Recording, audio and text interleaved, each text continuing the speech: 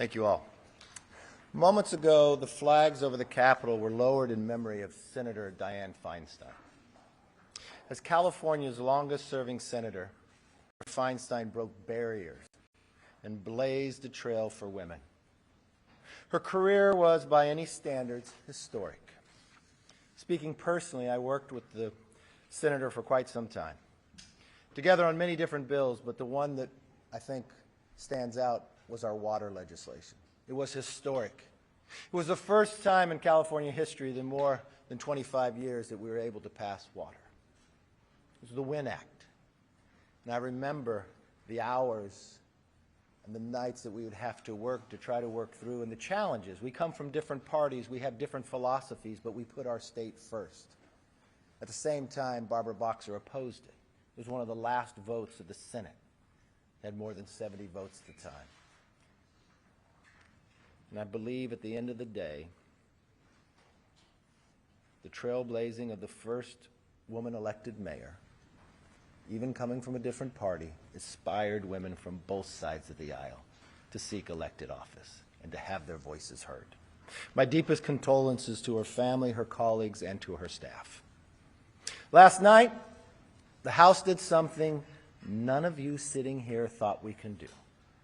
The number of questions I could take from the number of weeks about doing appropriation bills. I told you, don't give up on us, because we're not giving up on the American people. We passed 3 appropriation bills: defense, state, and foreign ops, and homeland security.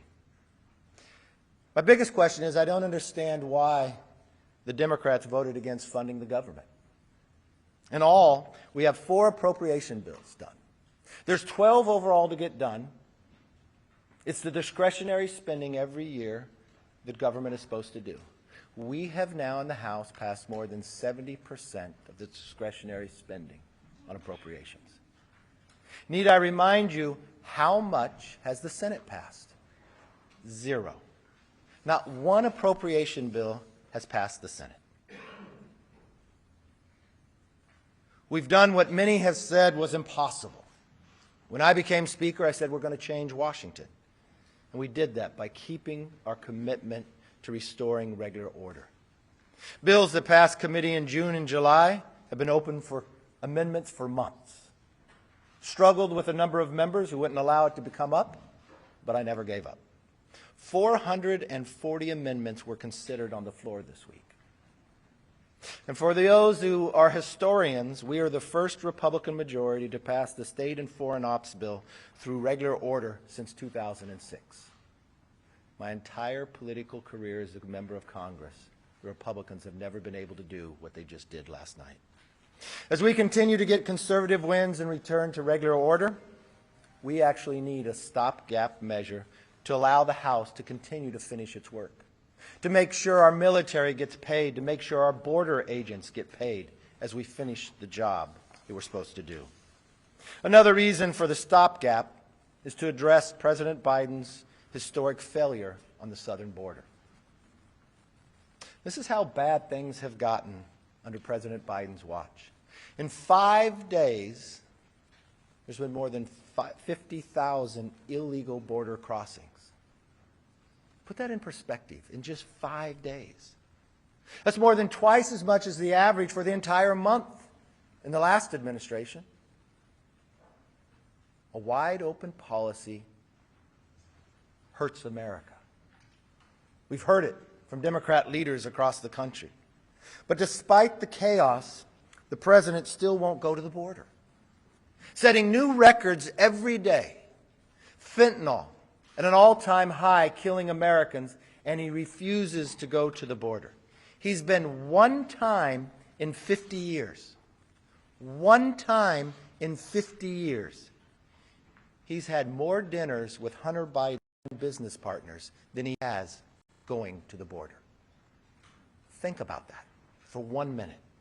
Something he said he's never done. He's done more than he's ever been to the border in 50 years as an elected official. He was less than 200 miles from the border this week in Arizona. Less than 200 miles. And he couldn't even stop by for an 87-second photo op.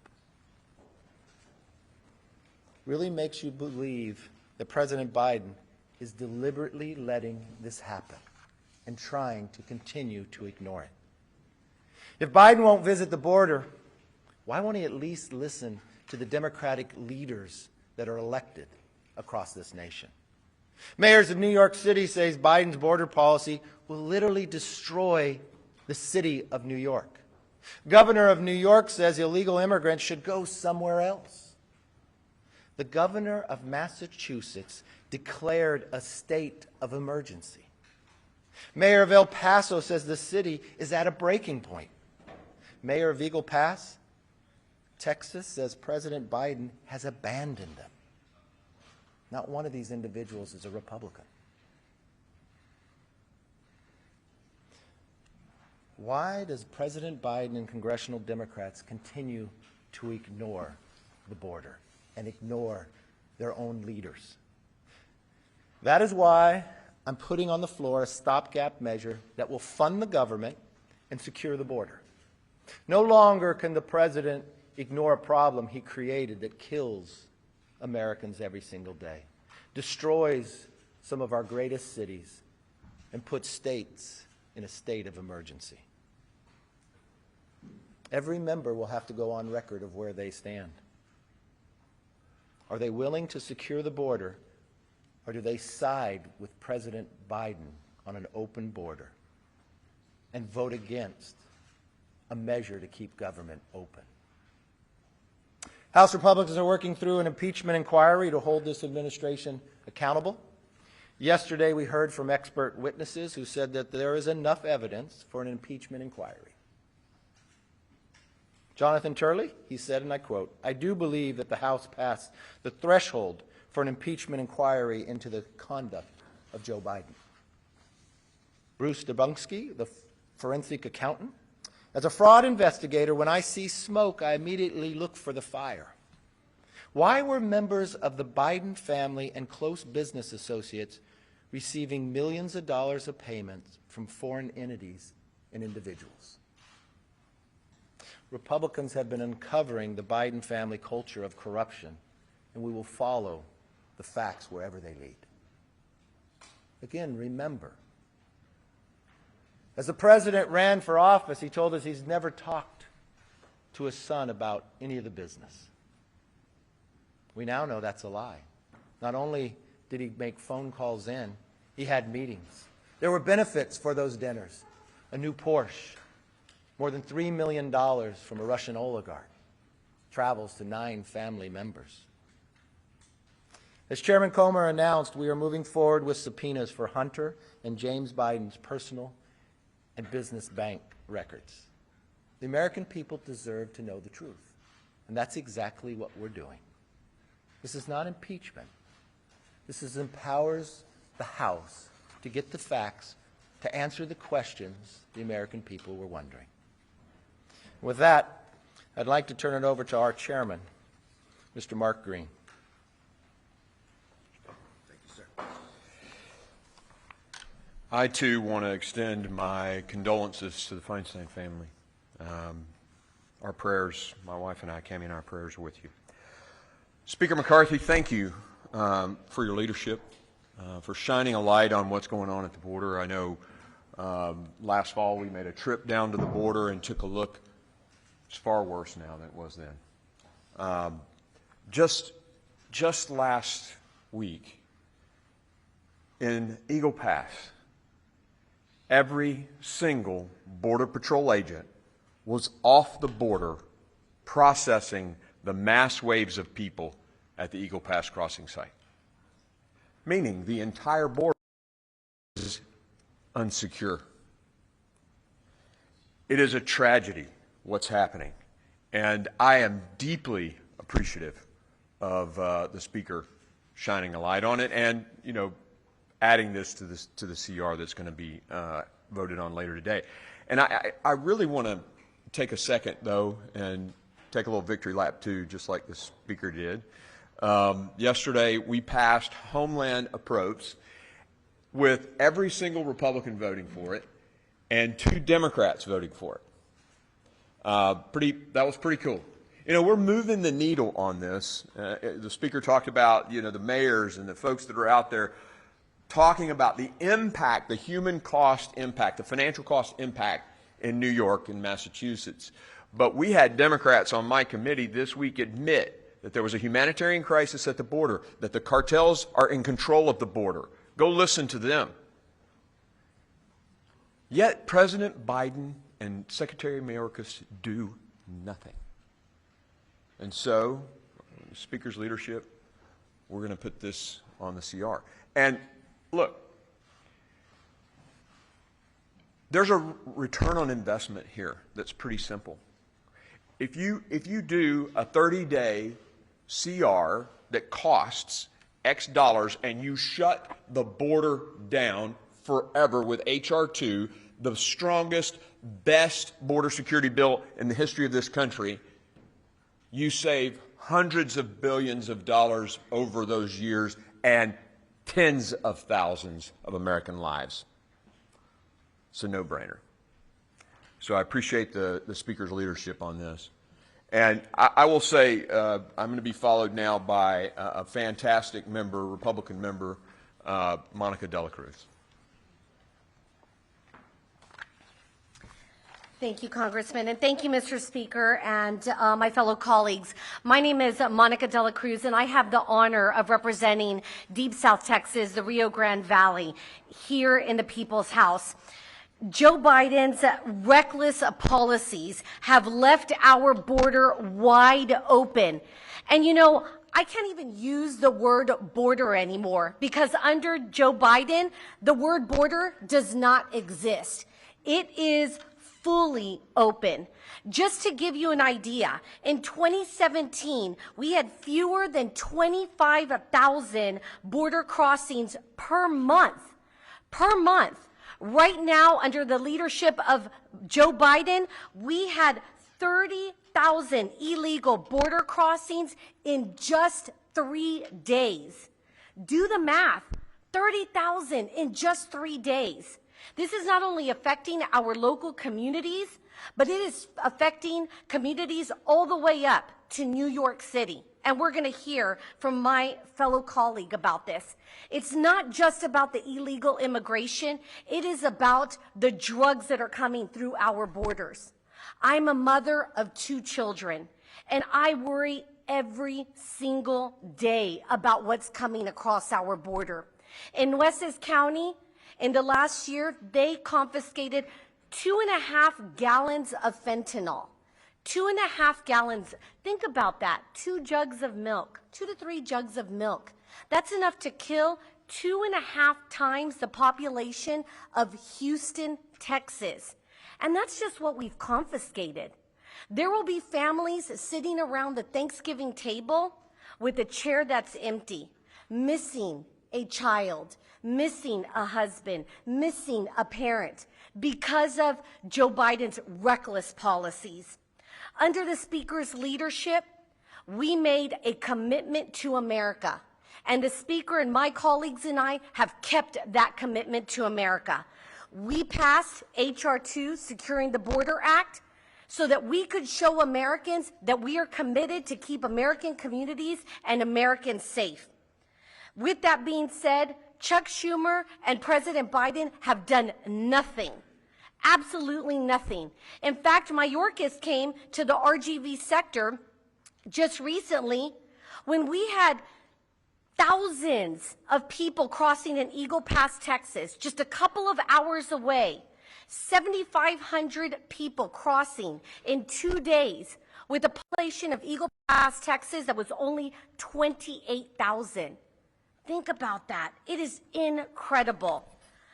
I introduced legislation this week to get our Border Patrol agents paid. God forbid we have a shutdown. Not only that, but I have introduced legislation that will ensure that if a stiff penalty will be given to those who flee Border Patrol and custom agents. We are working hard, but the president and too many Washington politicians have failed to act. The government is not a telenovela. We came here to lead and deliver results and solve problems, and most of us are here to do that. So today, will we vote to shut down the federal government, or will we vote to shut down the border? The choice will be made in just a couple of hours. I choose to stand with hardworking families. I choose to stand with Border Patrol and custom agents. And I choose to stand with American people who want a secure border. Thank you very much. Well, thank you very much, and good morning, everyone. I am proud to represent the southwest corner of Long Island that just borders New York City. And over the last couple of weeks here on Capitol Hill, much of the conversation and the rhetoric has been focused around the fact that Republicans can't seem to agree. But you're mistaken, we do agree. We agree that we need to rein in reckless spending from Joe Biden's administration. We agree that there is nothing more important right now than securing our southern border. If you want to see people who can't get along, focus your attention on what now has become a circular firing squad of Democrats just in my home state of New York. You have Mayor Adams, you have Governor Hochul, you have Secretary Mayorkas, you have President Biden, and our so-called border czar, Kamala Harris, sitting around a circle, firing shots at one another because they have no idea how to make this disaster better. Mayor Adams, who I will tell you there's few things that we agree on, but I do agree with him on one. This issue, the fact that our borders are wide open, could destroy one of the greatest cities in America, New York City. People have actually said that the lights are dimming on Broadway because of the disaster that's been created. And what's the response? Well, a year ago, when everyone was saying, the people behind me were saying that eventually every state would become a border state, we were coined as fearmongers. But now, you look at cities throughout this country, and they have been taken over by migrants. Over 100,000 migrants have came into New York City since spring of 2022. And Governor Hochul and Mayor Adams, throughout their campaigns, were there with open arms. We are a sanctuary city. We welcome everyone to the land of milk and honey. Well, now, Mayor Adams clearly had no plan in place. There's people on street corners. He's now set up shop in vacant warehouses at JFK Airport. Does anyone legitimately think that people come into this country for a better way of life, for the American dream, to live in a vacant warehouse at JFK Airport? The answer is no. That's not the American dream, and it's a failure of Democratic policies. Now, we have the governor asking the president and his administration, which we are confident he is going to agree to allow migrants to live in our national parks. One of them being Floyd Field in Brooklyn. I had a great career in the NYPD, and some of my brothers and sisters who took the oath to protect and serve the Constitution, took the oath to stand that line between good and evil, that took the oath to put their life on the line every day to defend hardworking New York City neighbors, they call Floyd Bennett Field their office. Scuba, aviation, special operations, and other members of the NYPD now have to share their office with illegal migrants. It is estimated that in 2023, the city of New York will spend close to $4.5 billion with a B just on migrants. In 2024, estimates that could be up to $8 billion. Chairman Green held a hearing the other day about the financial burden that migrants are causing on the United States of America. There were members of our committee that sat on that dais whose state's budget don't equal the amount of money that New York City is going to spend on migrants over the next couple of years. And the answer to that, Mayor Adams wants to cut city budgets by 15% over the next 9 months. The NYPD, the FDNY, emergency management, sanitation, you name it, they are getting cut 15%. And those are the agencies that are fighting each and every day to handle the migrant crisis. This has affected our schools. It's affected local businesses. Just yesterday, they announced that there's over 1,000 CVSs closing. Has to do with people walking in and walking out. We're dealing with it in New York City.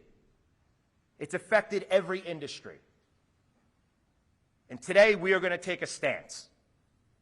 And when Americans have asked, people back in New York have asked, well, what is Republicans doing about it?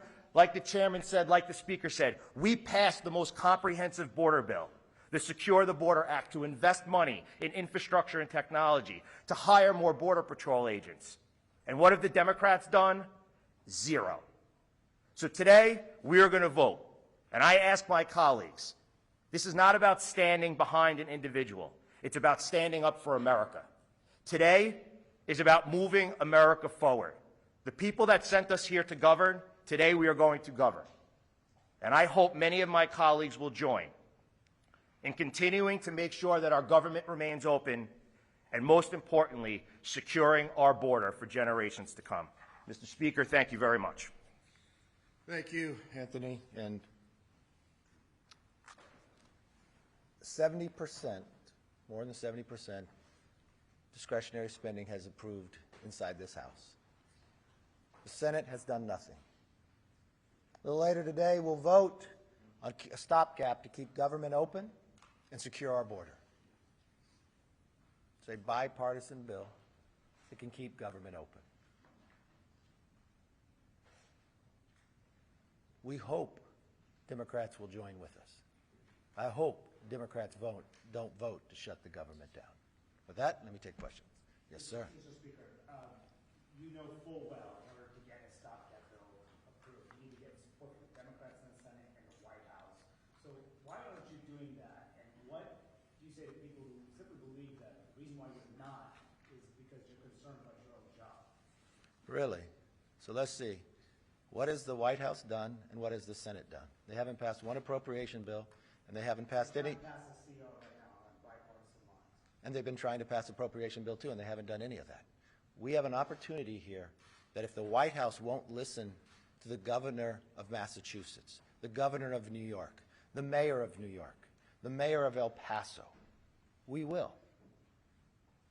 So what's interesting here is you want to take a side of people that haven't done anything, but you have a body here that continues. So when the Senate was concerned about the price of oil now at $100.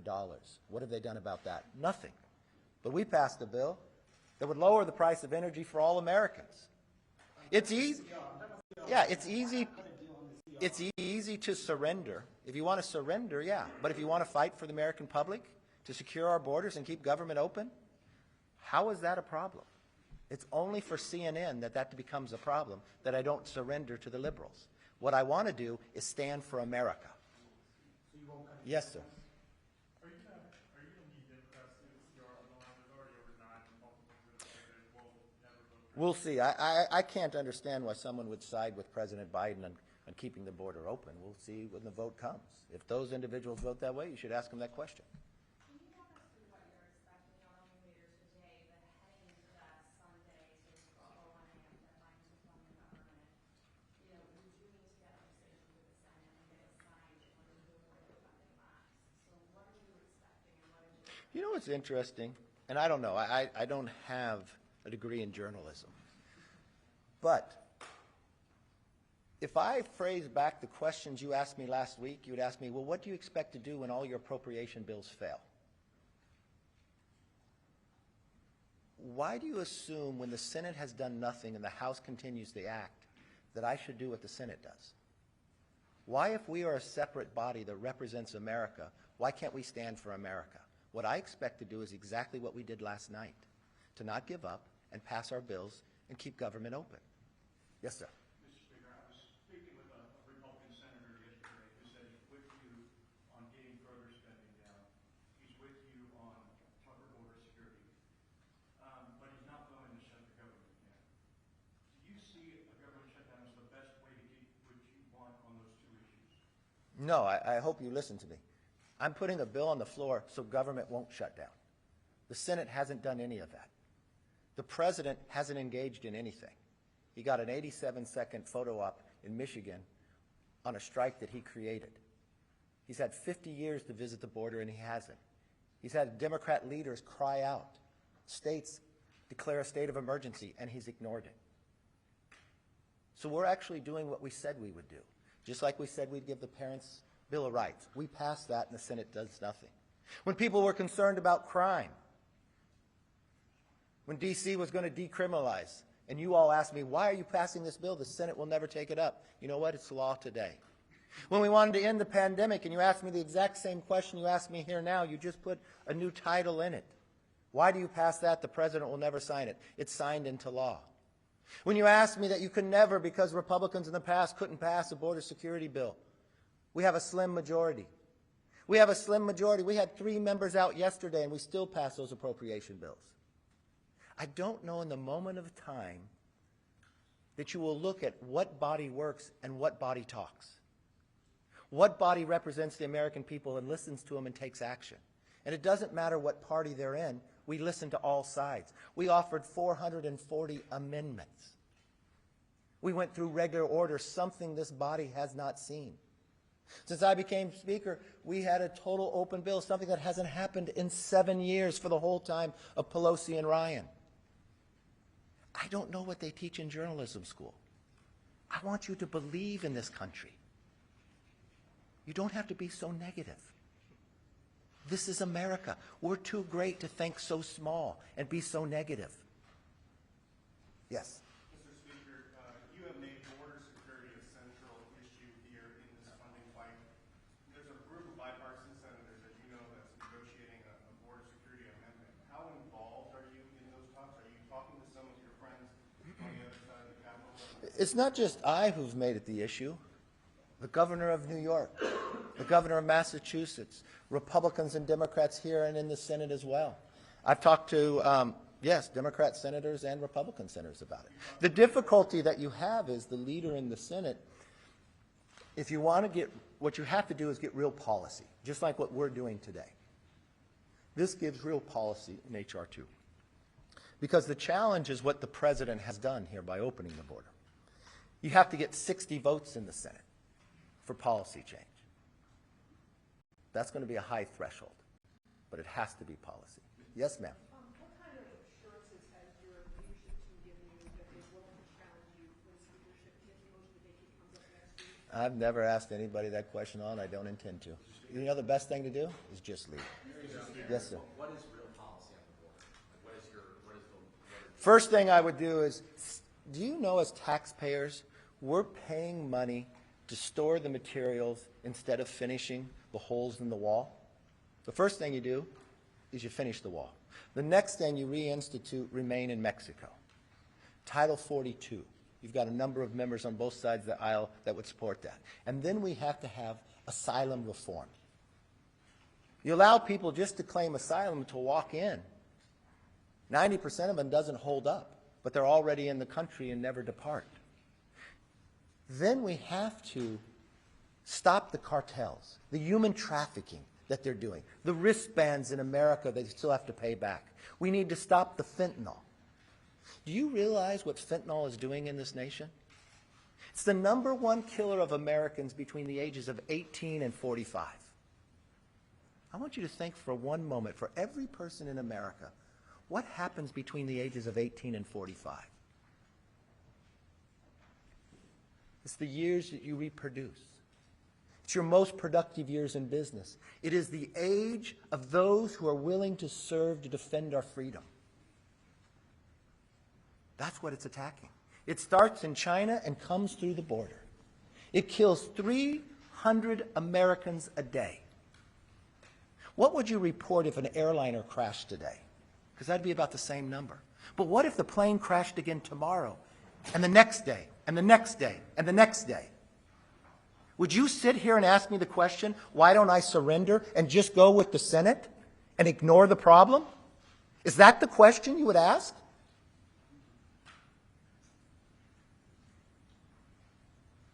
I pledged in taking this job to change Washington, to stand up for the American public. And that's exactly what we're doing.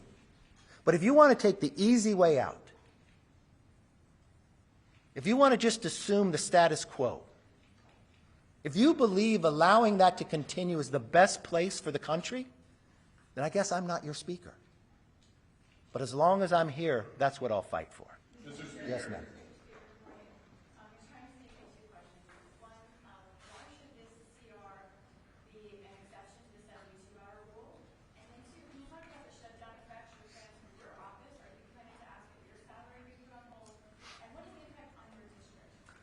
Perfect. Well, first of all, we don't waive the 72-hour rule. This CR has been out there for more than a week. We've talked about this for a number of weeks. We added a bipartisan provision in it, something that I've been talking about for quite some time, and I thank the members throughout, a debt commission.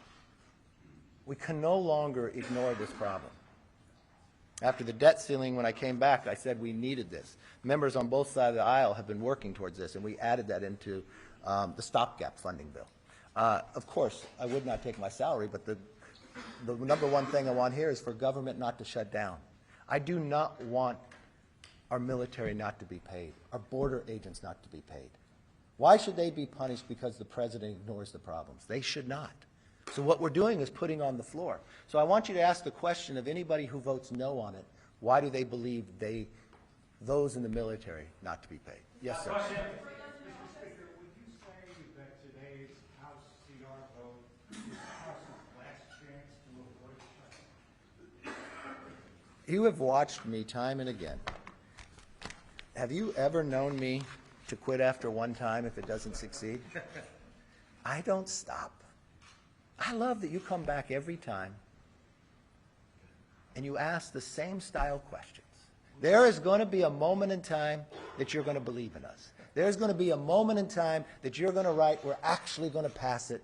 You know, every time I come here, on Monday you say, you're never going to get this done. What are you going to do? This is what I believe. I believe in this country. I believe in the philosophy of representing the individual. I believe keeping government open is the right thing to do. I believe securing the border is the right thing to do. I believe this bill will bring us more freedom and make the nation stronger. So I'm not going to be angry about it, even based upon the questions you ask. And you know what? Just as I'm not going to give up on the American people, I'm not going to give up on you. I'm not. One day you're going to be. One day you're going to enjoy your work. And one day, you're going to believe we can solve our problems. Thank you. Have a good day.